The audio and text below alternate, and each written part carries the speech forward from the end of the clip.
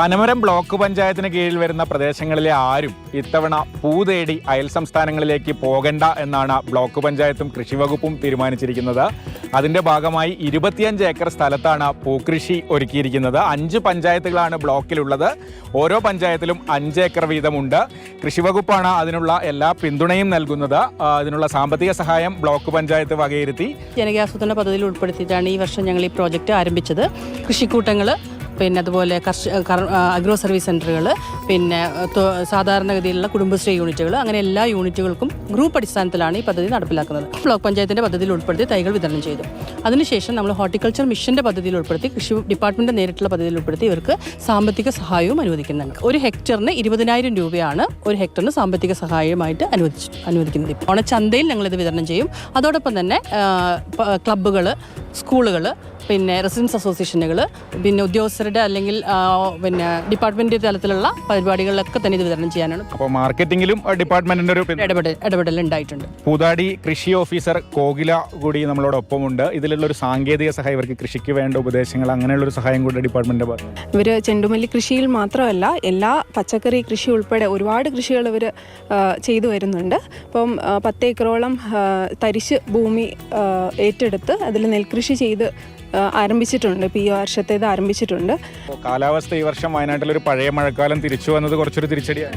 ചെറിയ രീതിയിൽ നമുക്ക് സ്റ്റാർട്ടിങ്ങിൽ ഒരു തിരിച്ചടിയായിട്ട് തോന്നിയെങ്കിലും കറക്റ്റ് സമയത്തുള്ള ഒരു മെയിൻ്റനൻസും എല്ലാം കൊണ്ട് തന്നെ നല്ല കറക്റ്റായിട്ട് നമുക്ക് ഈ ഒരു അത്തത്തിലേക്ക് തന്നെ പൂക്കൾ റെഡി ആയിട്ടുള്ളൊരു സാഹചര്യമാണ് ഉള്ളത്. പല മേഖലകളിലും കർഷകരുടെ കൂട്ടായ്മകളാണ് പൂക്കൃഷി ഏറ്റെടുത്തിരിക്കുന്നത്. അഗ്രോ കൃഷിക്കൂട്ടം അല്ലേ? അതെ അതെ. വയനാട്ടിലെ ഒരു കൃഷി അല്ലല്ലോ, അപ്പോൾ അതിൻ്റെ വെല്ലുവിളി എന്തൊക്കെയായിരുന്നു? ഈ കാലാവസ്ഥ വലിയൊരു പ്രശ്നമായിരുന്നു. കർണാടകയിലെ കാലാവസ്ഥയല്ല നമ്മുടെ കേരളത്തിലുള്ള കാലാവസ്ഥ. പ്രത്യേകിച്ച് ഇത്തവണ മഴ കൂടി. ഇപ്രാവശ്യം മഴ കണ്ടമാനം കൂടുതലുണ്ടായിരുന്നു. എന്നിട്ട് ഞങ്ങൾ ഇത്രയും പുഷ്പിച്ചെടുത്തു.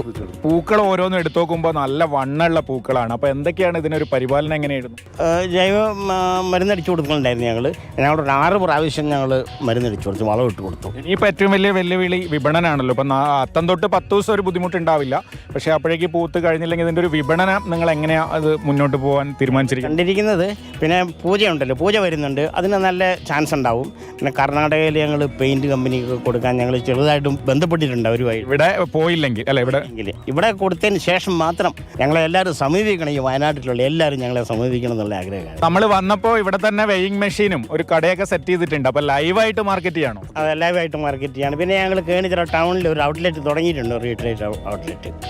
ഇപ്പോൾ ഇതിപ്പോൾ ഒരു പ്രധാന റോഡിൻ്റെ അരികിലാണല്ലോ. ഇപ്പോൾ ഒരു പൂ വെക്കുന്നതിനേക്കാൾ ആൾക്കാർക്ക് സെൽഫി എടുക്കാൻ വേണ്ടി ഒരു സൗകര്യമൊക്കെ ചെയ്തു കൊടുത്ത് പൈസ വാങ്ങിക്കുന്നുണ്ട്. വയനാട്ടിലും ചെയ്യുന്നുണ്ട്, പണ്ട് ഗുണ്ടൽപേട്ടിലായിരുന്നു. അങ്ങനെ ഒരു സൗകര്യം ഉണ്ടോ? തീർച്ചയായിട്ടും ഞങ്ങൾ അതിനും കൂടെയുള്ള ഉദ്ദേശമാണിത്. ഇപ്പോൾ ഇത്തവണ എന്തായാലും പനമരം ബ്ലോക്കിലെ എല്ലാ പഞ്ചായത്തിലും പൂക്കൃഷി ഉണ്ട്. പരമാവധി പൂ ഇവരുടെ അടുത്തു നിന്ന് തന്നെ വാങ്ങണം എന്നാണ് കർഷകർക്ക് അഭ്യർത്ഥിക്കാനുള്ളത്. കമൽ, മാതൃഭൂമി ന്യൂസ്, വയനാട്.